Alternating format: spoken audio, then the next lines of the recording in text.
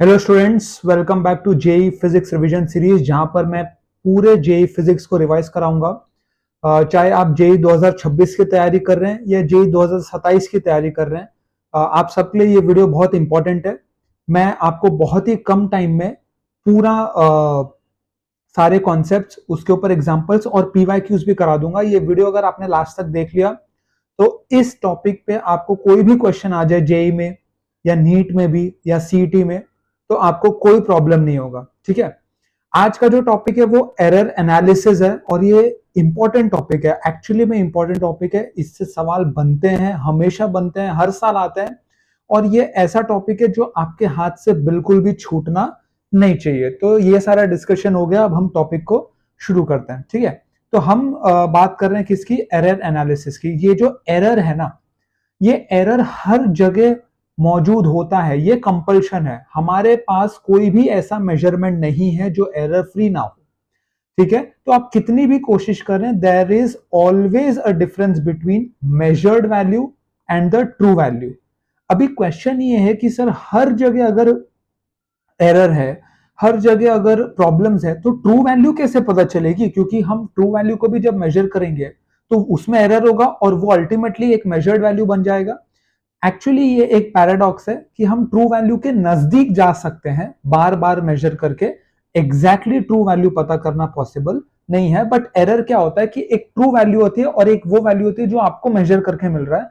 तो उनके बीच में जो गैप आता है, जो डिफरेंस आता है, वो एरर बनता है। ठीक है। तो वो इस एरर को हम कैलकुलेट करेंगे और एनालाइज करेंगे इस टॉपिक के अंदर।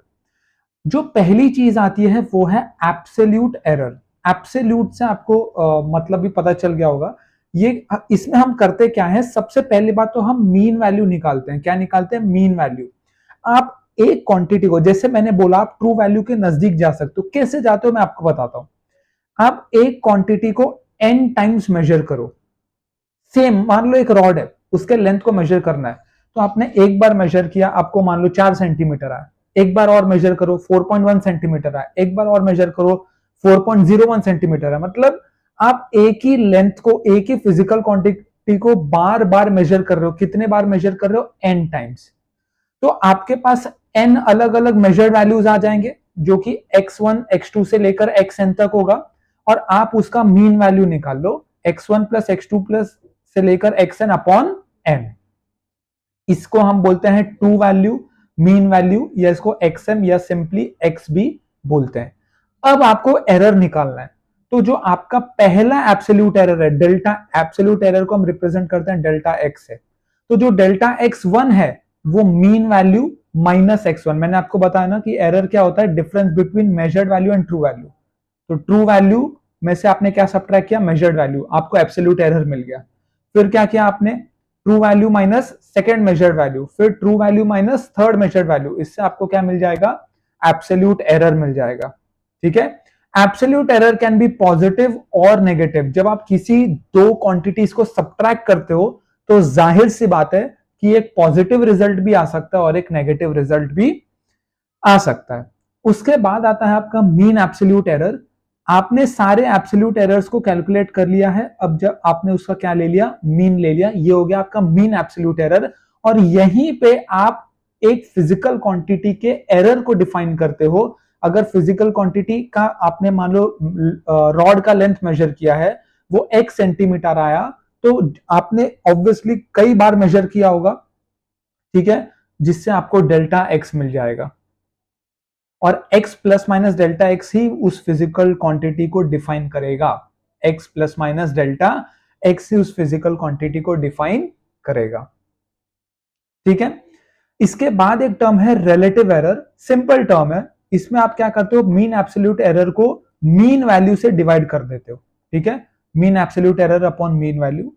इसी रिलेटिव एरर, इसको फ्रैक्शनल एरर भी बोलते हैं। जब इसी को आप 100 से मल्टीप्लाई कर दो तो वो बन जाता है परसेंटेज एरर। ठीक है। यहां पे एक एग्जांपल भी दिया है मैंने, इसको देख लो। The different measurements of length of a rod are 4.2, 4.5, 4.4, 4.3 and 4.6 in centimetre. Calculate. अभी इसमें सारा ही कवर हो गया, mean value, absolute error, mean absolute error, fractional error, percentage error. ठीक है।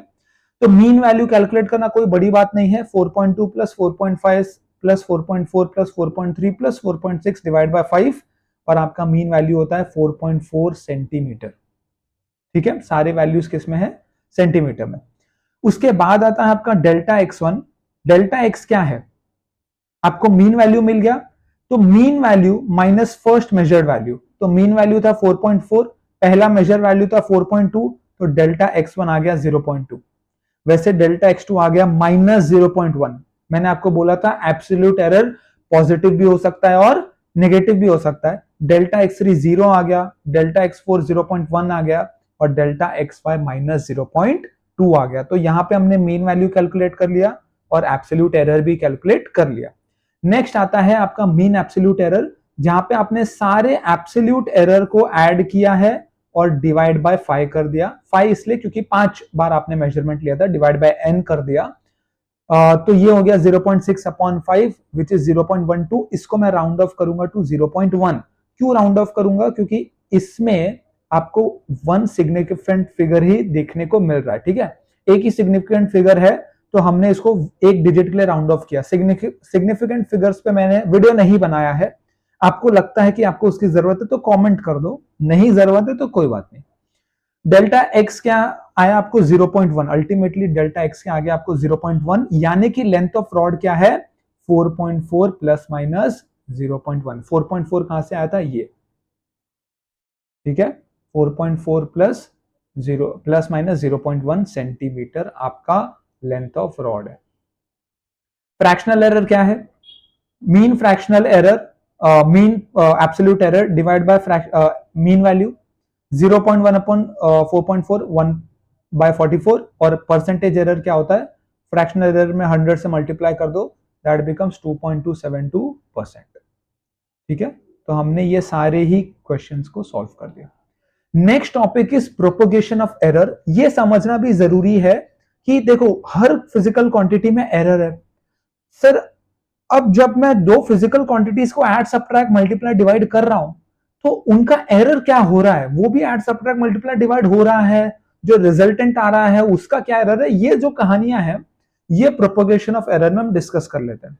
तो एडिशन की बात करो, मान लो आपके पास दो फिजिकल क्वांटिटी है ए और बी, उनको ऐड करके आपको एक एक्स की वैल्यू मिलती है, तो एक्स का जो एरर होगा वो ए और बी के एरर का एडिशन होगा, ए और बी के एरर का एडिशन होगा, और आपका जो फाइनल रिजल्ट आएगा वो x plus minus delta x होगा। एग्जाम्पल देख लो, अगर मेरे को 3 प्लस माइनस 0.3 और 2 प्लस माइनस 0.2 ये दो टर्म्स को ऐड करना है। ठीक है, मेरे पास दो लेंथ ऑफ रॉड है, एक 3 प्लस माइनस 0.3, एक 2 प्लस माइनस 0.2। तो यहां पे मुझे a और b को ऐड करना है, तो डेल्टा a क्या है 0.3 और डेल्टा b क्या है 0.2। a की वैल्यू 3 है और b की वैल्यू 2 है, तो डेल्टा x में क्या होगा, दोनों का एरर ऐड हो जाएगा, 0.5 आएगा। x क्या होगा 3 प्लस 2 5 आएगा, तो फाइनल आपको जो रिजल्ट आएगा यानी कि इन दोनों का एडिशन होता है 5 प्लस माइनस 0.5। कमाल की बात यह है कि सब्ट्रैक्शन में अगर x की वैल्यू a माइनस बी ले रहे हो आप, तो एरर वापस से ऐड हो रहा है, चाहे आप ऐड करो चाहे आप सब्ट्रैक्ट करो, एरर हमेशा ऐड होता है, ये बात याद कर लो, कंफ्यूज मत होना। इस एग्जांपल में देखो 3 प्लस माइनस 0.3, 2 प्लस माइनस 0.2, ये दो को अगर मैं सब्ट्रैक्ट किया तो 3 माइनस 2 1 हो जाएगा, इसमें कोई बड़ी बात नहीं है। ठीक है, लेकिन 0.3 और 0.2 वापस क्या हो जाएगा, ऐड हो जाएगा, और रिजल्ट क्या आएगा 1 प्लस माइनस 0.5। ये किसकी बात हो गई, एडिशन एंड सब्ट्रैक्शन की। अब किसकी बात करेंगे, मल्टीप्लीकेशन एंड डिवीजन की। मल्टीप्लीकेशन में देख लो, अगर x है a इंटू बी, अगर आपको एक वैल्यू x मिलता है a इंटू बी से, तो उसका एरर हम लिखते हैं delta x by X is equal to delta a by A plus delta b by B. x को आप RHS में ले लो तो एरर इन x मिलेगा delta a by A plus delta b by B times x। अगर आपको याद होगा तो इसको हम फ्रैक्शनल एरर भी बोलते हैं, डेल्टा x बाय एक्स, यानी कि fractional error in x is equal to fractional error in a plus fractional error in b। ठीक है, जैसे एग्जांपल ले लो, ये आपको लेंथ और ब्रेड्थ एक रेक्टेंगल का दिया है, आपको एरिया फाइंड करने बोला है। लेंथ है आपका 4 प्लस माइनस 0.4 मीटर और आपका जो ब्रेड्थ है वो है 2 प्लस माइनस 0.2 मीटर। अब आप क्या करोगे, एरिया निकालने के लिए मल्टीप्लाई करोगे, तो 4 इंटू 2 8 तो आ जाएगा। ये तो सिंपल था भाई, 4 इंटू 2 8। एरर के साथ क्या होगा, वो मेन मसला अपना। तो मुझे पता है delta A by A is delta L by L plus delta B by B. तो यहां पे मैंने क्या किया, ए को आरएचएस में ले लिया और फिर वैल्यूज पुट की, तो डेल्टा ए क्या आ गया 1.6 मीटर स्क्वायर। तो मैंने A plus minus delta A को लिखा 8 plus minus 1.6 metre square. Okay, division की बात करें तो डिवीजन में भी सेम फॉर्मूला लगेगा। मल्टीप्लिकेशन और डिवीजन में आपका सेम ही फॉर्मूला लगता है।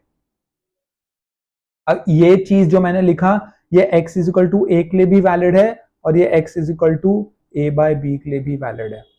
आई होप आपको ये समझ में आ रहा होगा। जैसे एडिशन सब्ट्रैक्शन का सेम था, वैसे ही मल्टीप्लिकेशन डिवीजन के लिए भी सेम होता है। ठीक है, अलग से मेंशन नहीं किया है बट सेम ही होता है। तो अभी मास दिया है और वॉल्यूम दिया है, मुझे डेंसिटी निकालना है। तो ये तो समझ में आ गया कि 6/2 जो होता है वो 3 kg पर मीटर क्यूब डेंसिटी आ गया। उसके बाद जो हमें एरर कैलकुलेट करना है, that is delta D by D is equal to delta M by M plus delta V by B. Same formula है, एडिशन सब्ट्रैक्शन का एक है, मल्टीप्लीकेशन डिवीजन का एक है। यहां से वैल्यू आ गया 0.545, तो ये हो गया आपका final answer.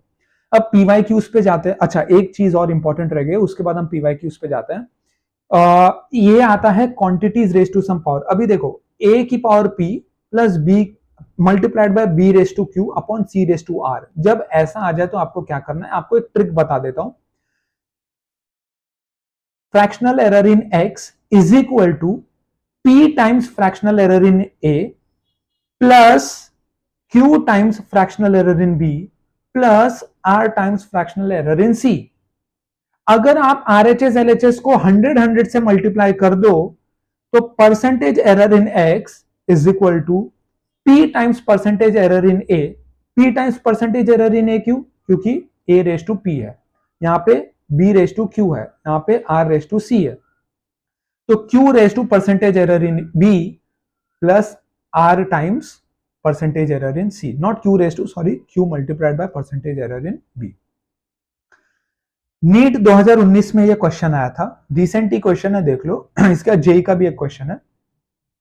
In an experiment the percentage of error occurred in the measurement of physical quantities A B C and D. एक एक्सपेरिमेंट किया गया जहां पे 4 फिजिकल क्वांटिटीज को मेजर किया गया और परसेंटेज एरर आया है 1% ए में, 2% बी में, 3% सी में और 4% डी में। Now the maximum percentage of error in the measurement, जहां पे x की जो वैल्यू है वो a square into B raise to half divide by C raise to cube into D cube will be. Option है 10%, 3/13%, 16% या -10%। अगर आपने ये लेक्चर अभी तक फॉलो किया तो आपको बहुत आसान लग रहा होगा। ठीक है, पहले तो खुद से ट्राई कर लो, ठीक है, उसका सोल्यूशन देख लो। मुझे पता है ए में 1% है, बी में 2% है, सी में 3, डी में 4 है।